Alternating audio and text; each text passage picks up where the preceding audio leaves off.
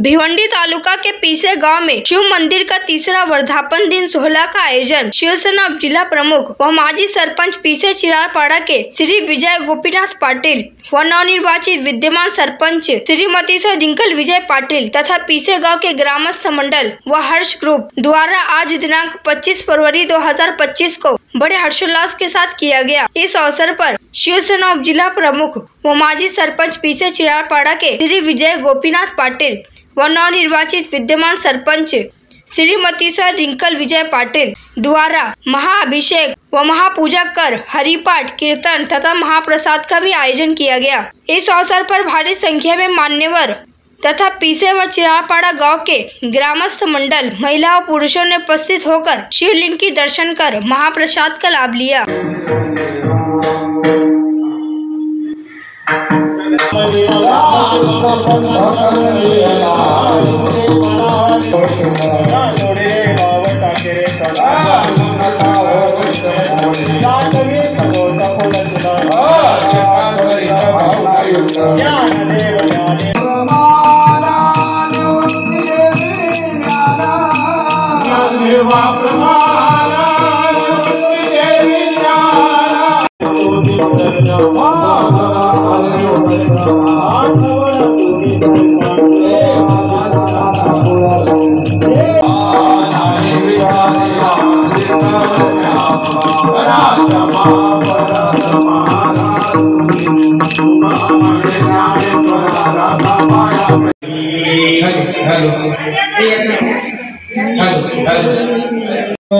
भोला चक्रवर्ती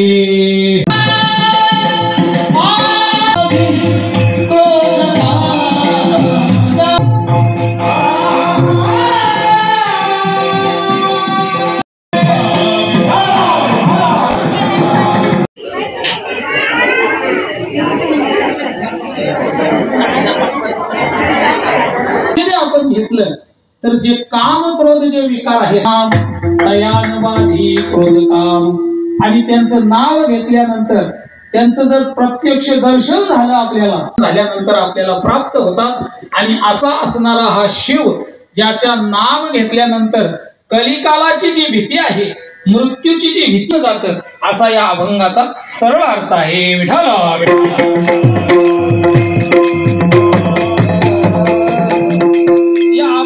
काही विवेचन मांडण्यापूर्वी आजची सेवा ही कोणत्या निमित्ताने आहे हे मंदिराच्या वर्धापन दिनानिमित्ताने आज मला वाटतं तिसरं वर्धापन दिन आहे। म्हणजे 3 वर्ष या ठिकाणी पूर्ण झालेली आहेत। तेव्हा आपल्या परिसरातील एक दानशूर असणारे व्यक्तिमत्व त्यांचे ही संकल्पना तसेच त्यांचे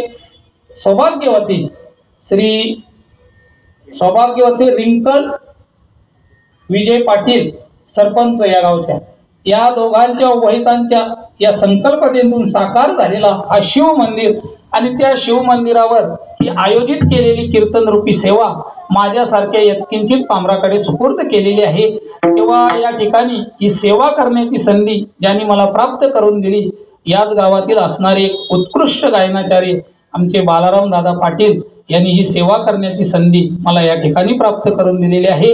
तेव्हा प्रथमतः या ठिकाणी त्यांचेही आभार मानतो आणि तसेच या गावचे सरपंच असतील विजय शेठ दादा पाटील असतील यांचे सुद्धा या ठिकाणी आभार मानतो की या ठिकाणी हा उत्सव साजरा करत असताना कारण मंदिर असलं की उत्सव झालं पाहिजे भले 1 दिवस का असेना परंतु उत्सव झालं पाहिजे। आणि या ठिकाणी भगवान शंकराचं मंदिर आहे। आता उद्याही या ठिकाणी कार्यक्रम आहेत अभिषेक वगैरे होणार आहे परंतु परिसरामध्ये भरपूर कार्यक्रम असल्यामुळे 1 दिवस अगोदर हा कार्यक्रम त्या ठिकाणी कीर्तनाचा वगैरे कार्यक्रम आटपून घेतला जातो आणि या ठिकाणी त्या अनुषंगाने आजची ही कीर्तन रूपी सेवा माझ्यासारख्या किंचित पामराकडे सुपूर्द केलेली आहे। तेव्हा यथामती यथा अवकाश जसं माझ्या बुद्धीला जमेल तसं या अभंगावर बोलण्याचा प्रयत्न करणार आहे।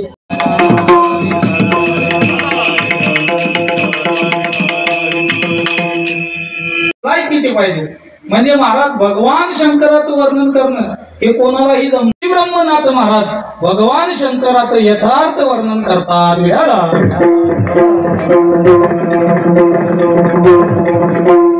काय वर्णन करतात त्यापेक्षा त्यापेक्षा कोण वर्णन करतो हे फार महत्वाचं आहे.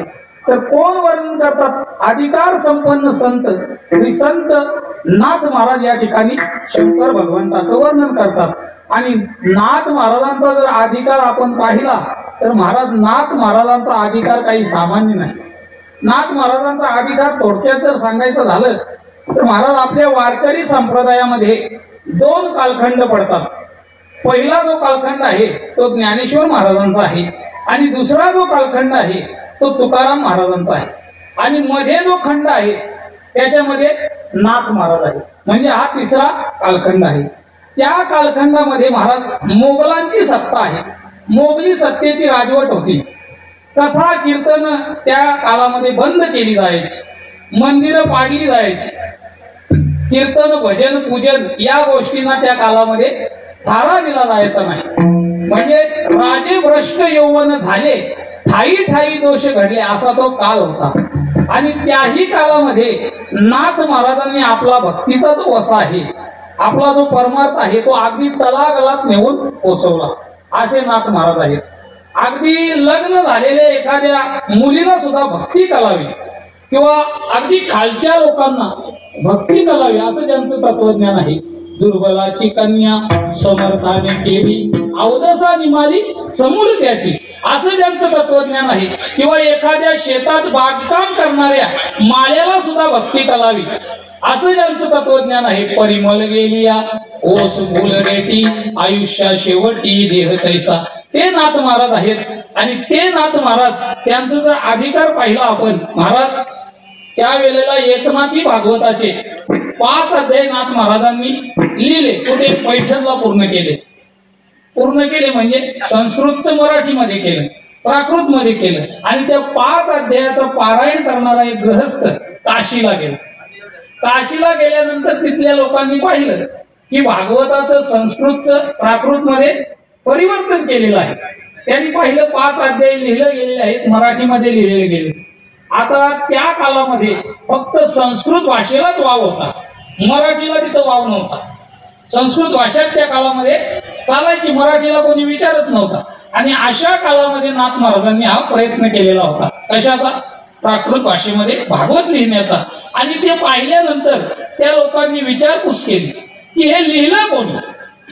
तेव्हा त्या गृहस्थाने सांगितलं की या पैठणच्या नाथ महाराजांनी हे लिहिलेलं आहे.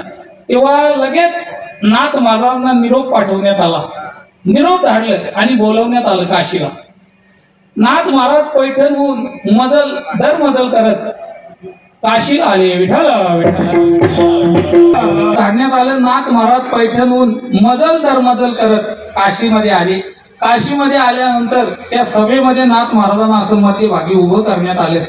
सर्व विद्वान पंडितांची सभा त्या ठिकाणी गच्च भरलेली होती. महाराज उभं करण्यात आल्यानंतर त्यांना विचारलं, का हो महाराज, तुम्ही मराठी तत्वज्ञान लिहिलं, तुम्हाला हे कोणी करायला सांगितलं? तुम्हाला कळतं का? म्हणजे संस्कृत भाषा ही देवाची भाषा आहे आणि त्या भाषेचा तुम्ही अपमान करता, हे तुम्हाला कोणी लिहायला सांगितलं? तेव्हा नाथ महाराज शांत होते, शांत राहिले आणि हात जोडून सांगितले, हे पहा, जे पावी जे संस्कृत अर्थे तेची लाभे प्राकृते, तरी न मानावया येथे विषमती ते काही. तुमच्या एखाद्या संस्कृत श्लोकाचा अर्थ आणि माझ्या एखाद्या मराठी ओवीचा अर्थ जर सारखाच असेल तर इथं भाषेबद्दल भांडत बसण्यात काय अर्थ आहे का? आता नाथ महाराज शांतपणे सांगत होते. ते म्हटले, अहो पण तुम्हाला कळतं का, ही भाषा संस्कृत भाषा ही देवाची आहे. नाथ महाराज म्हणाले, मग आमची काही चोराची आहे? संस्कृत वाणी देव बोले, प्राकृत काय चोरापासून झाली. अशा नाथ महाराजांच्या त्या नाथ भागवतातील ओव्या आहेत, फार गोड ओव्या आहेत. आणि मग असं सांगितल्यानंतर ते लोक काही ऐकायला तयारच नाही. कधी कधी काय असतं बाबा, काही लोकांना कितीही सांगितलं परंतु ऐकायचं नसलं की मग ते ऐकतच नाही, तुम्ही कितीही सांगा. मग अशा वेळेला शहाण्या माणसानं गप्प राहिलेलं चांगलं, गप्प राहिलं पाहिजे. नाथ महाराजांच्या लक्षात आलं, आता मी कितीही सांगितलं तरी हे लोक काही ऐकणार नाही, कारण खापरा परिसर काय करील, किती यांना सांगितलं तरी हे काही ऐकणार नाही. शेवटी नाथ महाराज गप्प राहिले. नाथ महाराजांनी विचार केला, तुमच्या एखाद्या संस्कृत श्लोकाचा अर्थ आणि माझ्या प्राकृत ओवीचा अर्थ सारखाच असेल तर न मान्यता असा काय तिथे संबंध आहे? किंवा ते काही ऐकायला तयार नाही. मग नाथ महाराज गप्प राहील. मौनम सर्वार्थ साधिकी. गप्प राहील. गप्प झाले नाथ महाराज, कारण ते शांतीचे सागर होते. महाराज पहा, एक वाक्य सांगतो. सगळं करणाऱ्याला शांत राहता येईल का नाही हे सांगता येत नाही, परंतु शांत राहणाऱ्याला सगळं काही करता येतं. विठाला सागर होते. मग त्यांच्यामध्ये चर्चा झाली. काय म्हणायचं, बोलायचं, काय ते निर्णय घ्यायचं तो घेतला त्यांनी आणि अंतिम निर्णय दिला. काय निर्णय दिला? म्हटलं यांचं भागवत उचला आणि पाण्यात फेकून द्या. प्रत्येकाच्या जीवनामध्ये एकच भीती आहे. कशाची भीती आहे? मृत्यूची. कलिकालाची भीती आहे. मृत्यूचं. मला सांगा, ती जी मृत्यूची भीती आहे ती किती दिवस आपल्याला असतो? किती दिवस भीती आपल्याला असते? बरं, मग त्या मृत्यूची आपण आयुष्यभर भीती बाळगून आहोत. ते मृत्यू आल्यानंतर किती, असं ऐकलं का कुठं? अमुक अमुक मनुष्य 5-6 तास मरतच होता.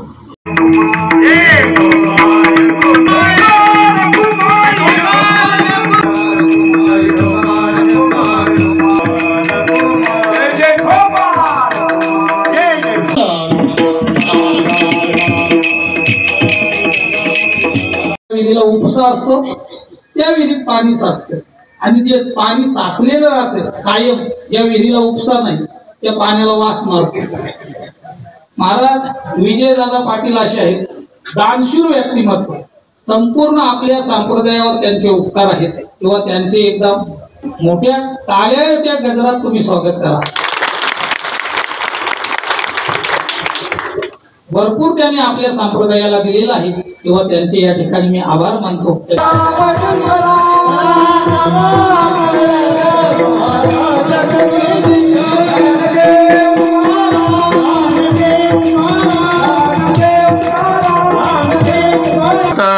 विजयदादा पाटलांबद्दल आजचे कीर्तनकार आणि भाऊ महाराजांनी सांगितलेलं की त्यांच्या दातृत्वाबद्दल त्यांचं वर्णन केलं नाही. आपण जे आता पंढरपूर क्षेत्रामध्ये जागा घेतलेली, ती जागा घेण्याचं कारण म्हणजे सुरुवातीलाच विजय शेठ पाटील यांनी आपल्याला 20 लाख रुपये कबूल केले आणि इताड्याचे जगन शेठ पाटील यांनी 21 लाख, अशी 41 लाख रुपये जमा झाल्यामुळे या दोघांच्या संकल्पनेतून आपण पंढरपूर क्षेत्रामध्ये जागा घेतली आणि त्यानंतर पुन्हा विजय शेठ यांनी आपल्याला 31 लाख रुपये जाहीर केले. तेव्हा मोठ्या मनाची माणसं फार कमी असतात. मला सांगितलं की श्रीमंत भरपूर आहेत, पण उदार मनाची, उदार अंतकरणाची माणसं विजय शेठ पाटलांसारखीच आहेत. तेव्हा त्यांना उदंड आयुर आरोग्य प्राप्त हो, अशी सेवा त्यांच्या जीवनामध्ये घडत राहावी, अशी भावना मी भगवान शंकराच्या चरणी व्यक्त करतो.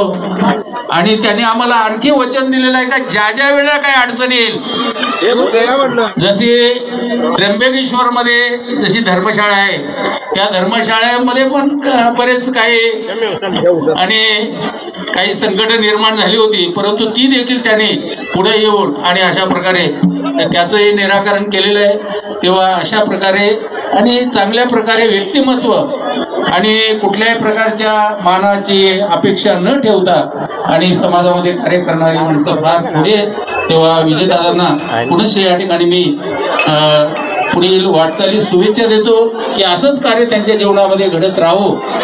त्याचप्रमाणे रिंकूताई असतील आणि या ठिकाणी ज्यांची आता कीर्तनाची सेवा झाली ते आमचे हरिभक्तीपरायण भाऊ महाराज अर्थात राजेंद्र महाराज वेळेकर यांनी सुंदर असं चिंतन या ठिकाणी थोड्या, कारण परवा दिवशी त्यांना कार्यक्रमात सांगण्यात आलं आणि लगेच त्याने या ठिकाणी चांगली तयारी केली आणि उत्तम अशा शिवभोळा चक्रवर्ती. तेव्हा मी भगवान शंकरला एक एकच प्रार्थना करतो की त्यांनी चांगल्या प्रकारे आणखी अभ्यास करावा, कारण अभ्यासाने सगळ्या गोष्टी साध्य होतात आणि निश्चित ते अभ्यास करतील.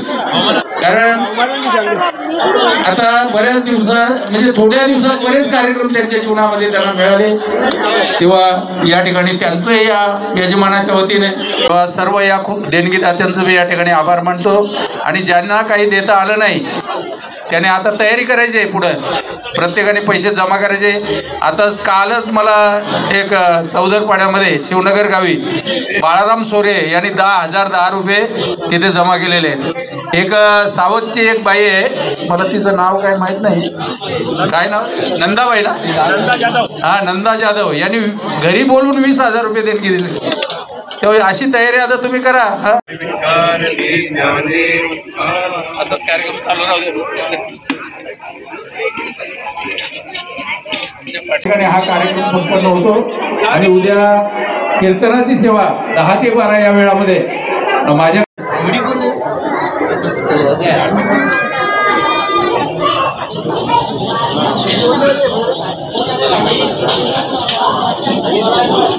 ज्ञानेश्वर तसेच सगळे सातकरी, गायनाचार्य, मृदुंगाचार्य, टाळकरी सगळ्यांचं या ठिकाणी आभार मानतो.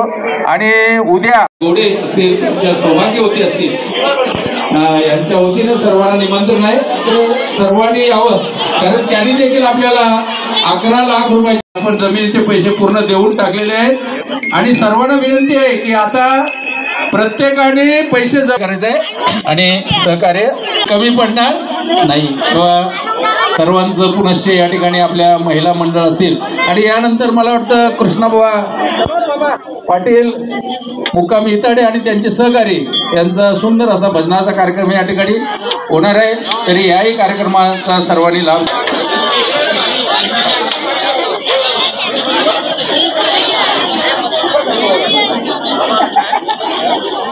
आणि येणाऱ्या दर्शनाला जी भाविक मंडळी येणार आहेत त्या सर्वांच्या आणि फराळाची व्यवस्था विजय शेठ यांनी केलेली आहे. म्हणजे दिवसभर उद्या फराळ या ठिकाणी चालू राहणार आहे. तरी त्यांचं या ठिकाणी